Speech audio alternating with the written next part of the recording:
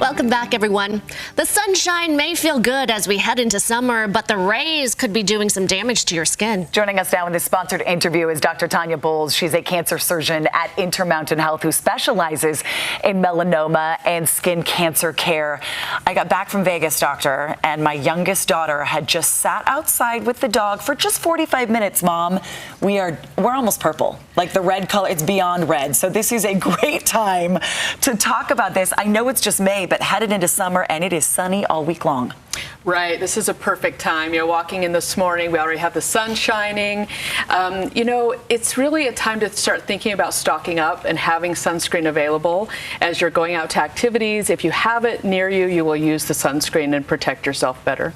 Now, there are so many factors when it comes to protecting your skin, and of course, we want to prevent melanoma. How do we do that?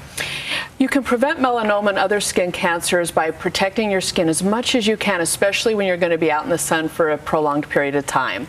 So our key ways to protect the skin are sunscreen and SPF 30 or higher, and protecting your skin with clothing really helps. Wearing a hat when you're going to be out watching a ball game for several hours, wearing a swim shirt, putting swim shirts on your kids at the pool. This clothing plus sunscreen and avoiding the hottest parts of the day are the key to preventing skin cancer. I think often we have the best intentions, right? Of covering up, and then, like for my daughter, those 45 minutes come and go and you're fried. Talk about those factors in our state that are contributing to melanoma. Yes, all Utahns are at higher risk for skin cancer, all Utahns of all skin types. And it's because we're at a much higher elevation in most of our cities than the rest of the country.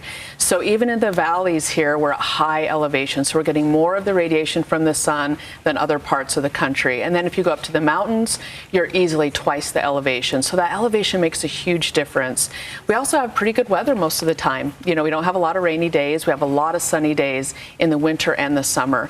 So those factors, and Utahns love to be outdoors, so we spend a lot of time outdoors. Those make us all higher risk.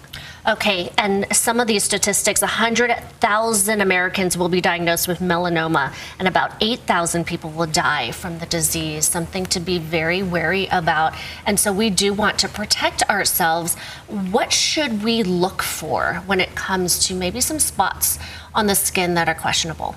The easiest rule for identifying skin cancer are ugly ducklings on the skin. Are there spots on the skin that stand out from all the other spots on your skin? So this might be a dark colored mole. It could be a red spot that's itching or bleeding, but change over time is the most important factor we're looking for. You know your skin best, but some parts of the skin are hard to see. So seeing a dermatologist on an annual basis if you have a high risk of skin cancer or have had skin cancer is really important. I like the ugly duckling. Just doesn't look right. Yeah. There's something about it. I think this is interesting. Melanoma more common in men than women. Yes. And it's not a huge difference, honestly, as women now are doing more jobs and being outdoors in a similar way that men are. Our grandparents, that was a really big difference in how men and women spent their days. But now it's becoming a bit more equal, but men still get more sun exposure around like their scalp and their ears and their neck. Some of it's hair coverage in women. We cover up more of our ears and our scalp with hair. So men do have to be particularly concerned about it. Also, if you don't have someone looking at your back, men get a lot of melanomas on their back, and they're not always going to the doctor as much as women are. So being really aware of that difference in how men and women might be being seen by doctors and where their melanomas can occur. And another factor here in Utah that may be a little bit more unique is that a lot of people are fair-skinned here, yes, and so maybe more at risk as well. You are a cancer surgeon. You've seen a lot. There are some treatment options if you do suspect.